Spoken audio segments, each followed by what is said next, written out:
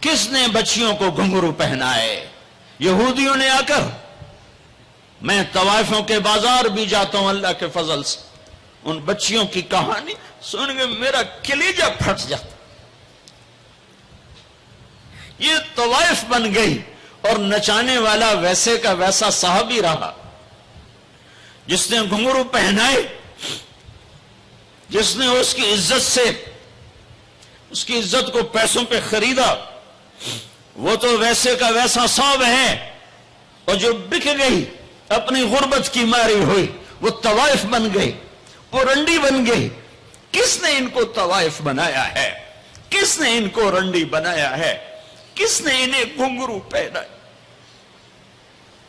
Defence والوں نے نہیں پہنائے، کراچی ملتان لاہور والوں نے نہیں پہنائے. کس نے پہنائے ہیں؟ تمہارے اندر حیا ہوتا تو کسی غریب کی بیٹی کو گھنگرو نہ باندھنے پڑتے، مالدار سخی ہوتے تو کسی غریب کی بچی کی عزت نیلام نہ ہوتی. بنی اسرائیل میں ایک نوجوان تھا، کفل اس کا نام تھا. میرے نبی نے قصہ سنا ہے ترمذی میں. وہ روزانہ نئی لڑکی لاتا تھا اپنی عیاشی کے لیے. ایک رات ایک لڑکی کو لے کر آیا، 60 دینار آج کا 30 لاکھ روپیہ ہے. 60 دینار آج کا 30 لاکھ روپیہ ہے. ایک رات کا جب کمرے میں آیا تو وہ لڑکی بیٹھی رو رہی تھی. تو کفل نے کہا کیوں رو رہی ہو؟ میں زبردستی تو نہیں لایا. تو اس لڑکی نے کہا کفل میں عزت دار ہوں، میری عزت نیلام ہوئی ہے فقر کی وجہ سے. میں عزت دار ہوں، میری عزت آج نیلام ہوئی ہے فقر کی وجہ سے. جب مالدار لوگ غریبوں پہ خرچ نہیں کرتے، گاڑیوں کے ماڈل بدلتے ہیں، ہر سال نئے پروجیکٹ لگاتے ہیں، تو پھر غریبوں کی بیٹیاں نیلام ہو جاتی ہیں. کسی کو بٹھا دو، نون لیگ آ جائے، کاف لیگ آ جائے، یہ نہیں، اوپر سے فیصلے آئیں گے.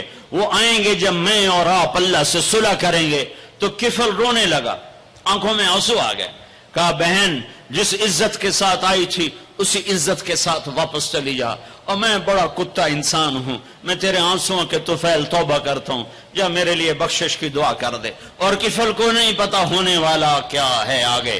وہ لڑکی گھر پہنچی، پیچھے کفل بیٹھا بیٹھا مر گیا.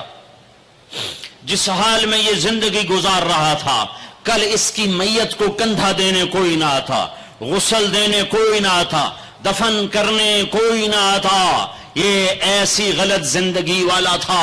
واہ اے میرے رب، دیکھ رہا ہے تو سن رہا. اور ہم تو محمد مصطفیٰ کے امتی بیٹھے، یہ تو موسیٰ علیہ السلام کا امتی ہے اور ہم تو محمد مصطفیٰ کے امتی بیٹھے ہوئے ہیں. میرے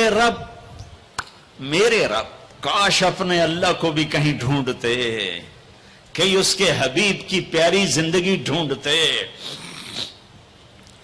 ماؤں کو بخار چڑھا ہوا ہے، کتنے اے آئے، کتنے بی آئے، کتنے سی آئے. تاجروں کو بخار چڑھا ہوا ہے، اس سال پروجیکٹ مکمل ہوگا کہ نہیں ہوگا، اگلا کب شروع ہوگا.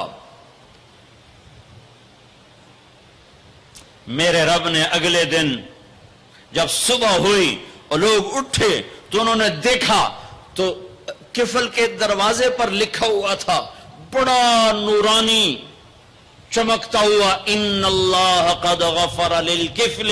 اے لوگو، اللہ نے کفل کو معاف کر دیا ہے.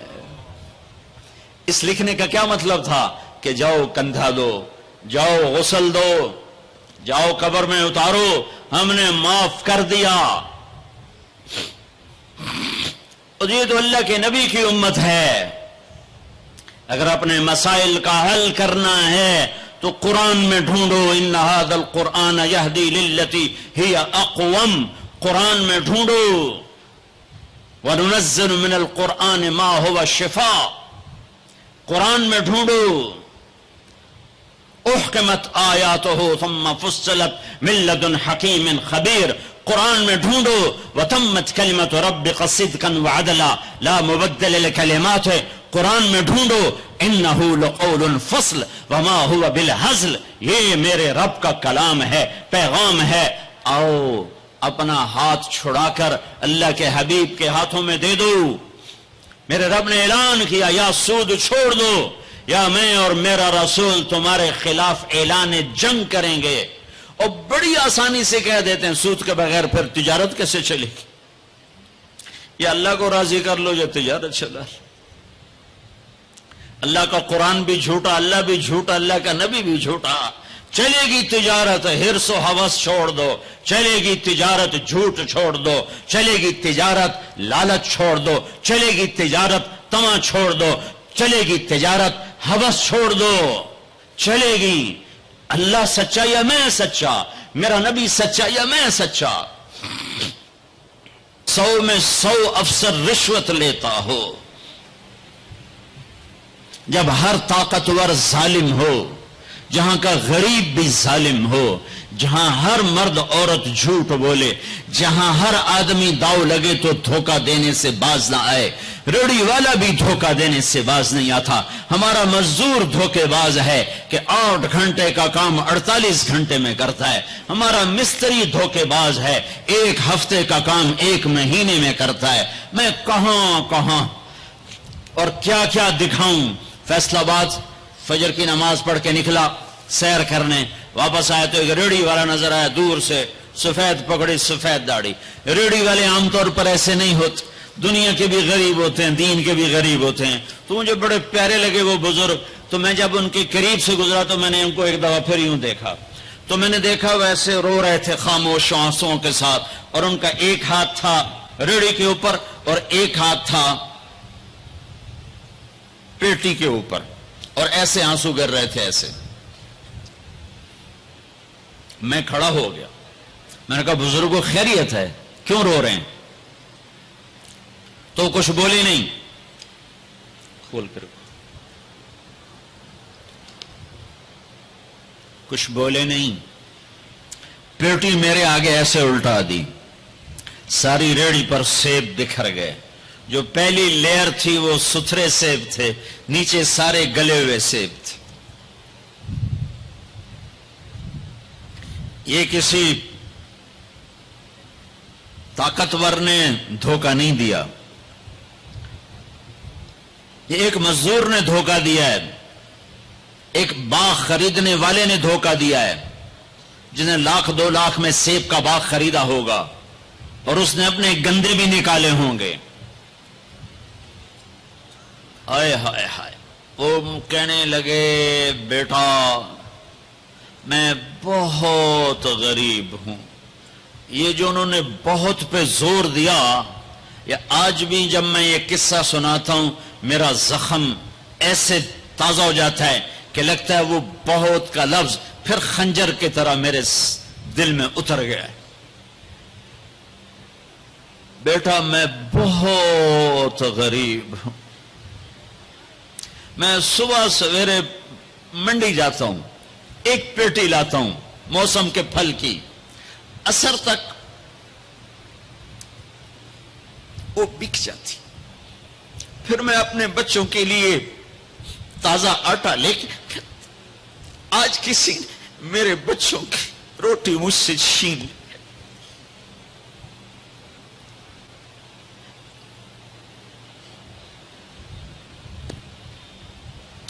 تمہاری پولیس تمہیں امن کیسے دے گی؟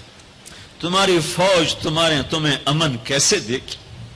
جب میں نے تم نے سب نے اللہ اس کے رسول سے بغاوت کا جھنڈا اٹھایا، ان سب بڑے تاجروں نے بینکوں کو آباد کیا ہوا ہے، ان کا رونا کیا روں؟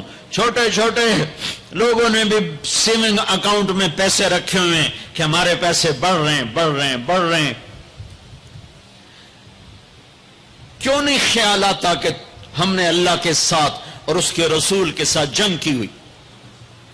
نماز چھوڑ دو اللہ ناراض ہے، شراب پیو اللہ ناراض ہے، روزہ نہ رکھو اللہ ناراض ہے، زکوٰۃ نہ دو اللہ ناراض، یہ تو چھوٹے گناہ، کافر مشرک اللہ ناراض ہے، لیکن اس دھرتی پر صرف ایک گناہ ہے۔ اللہ کے واسطے میری سنو، عقیل نے بڑے بڑے لوگ بھی بلائے ہوں گے، اللہ کے واسطے میری بات سنو، میری فریاد سن.